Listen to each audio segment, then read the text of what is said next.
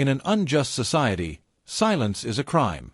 The words and voice of the actual patriotic citizen, a real democrat in its actual meaning and principles, sound like a crack on the back of a cooking pot to the ordinary laymen and the fools. Bro, sis, have you subscribed to my YouTube channel? If not, hit the subscription button now.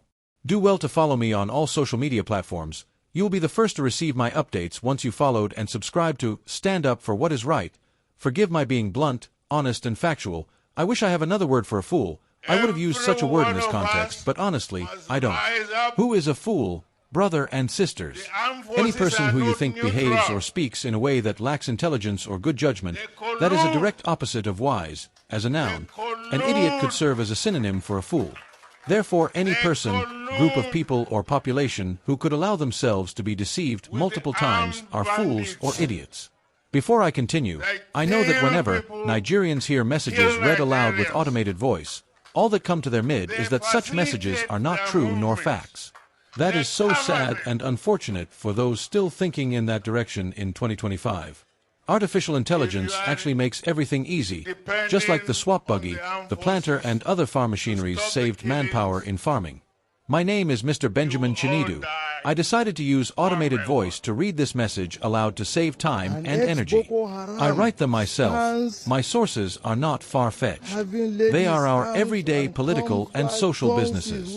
You, as a Nigerian, home or abroad, you know what I'm talking about. Let us continue. I want to ask, is Matsi Nnamdi Kanu, the leader of IPOB, still wrong in your thinking, irrespective of your ethnicity in Nigeria? Should he have been arrested in the first place? If yes, list his crimes in the comments section. I wouldn't dive deep nor use rare words. I want every Nigerian to understand the message. As for those already employed and deployed by the political elites to counter facts and figures, cause imbroglios, intimidate patriots and brag with who they know, we know them when they comment. So, we are not bothered by stooges. They are working for their principles. They are simply the internal slaves among us, however, they don't know yet. How could a sacrificial cow being fed fat know that it's being fed fat to be able to produce more meat on the day of sacrifice? At least, the cow eats well and, even well protected and served. How can you prove to a stooge of the political elites that they are being used against themselves and their future? That is unnecessary argument for them and, in fact, you that is trying to sensitize him or her is a risking an arrest if he or she reports you to their principal. I have to make the necessary points below. No time for a rigmarole. Like I said, my message is simple and explicit. It is meant for every Nigerian, both the young and the old. Nigeria history is banned in Nigeria educational curriculum. You and I know this, right? Have you asked why or protested against such perpetual injustice against us and our future generation?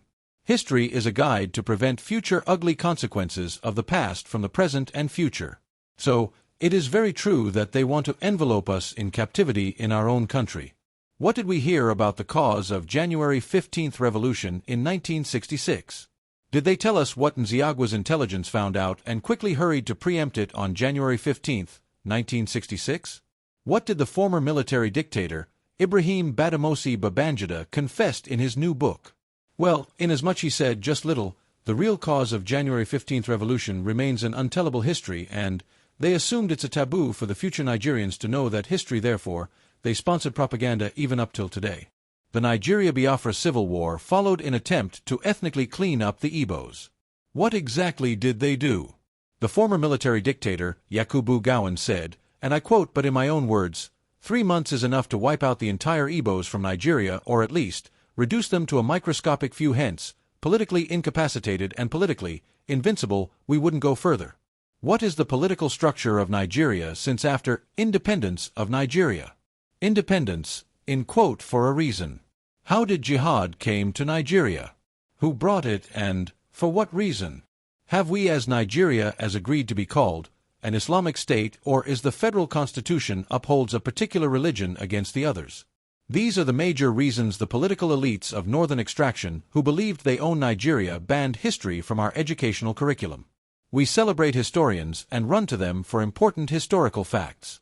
People spend huge amount of money, travel far, to the best school in the world to study history. How did history becomes a taboo in my country? Well, if Boko is haram, which means Western education and civilization is a taboo. It simply implies that we are banned from being educated and civilized and therefore must be subjected to slavery by fire by force. Tell me, how are you better than the educated and the civilized? The part 2 of this message is very short and important.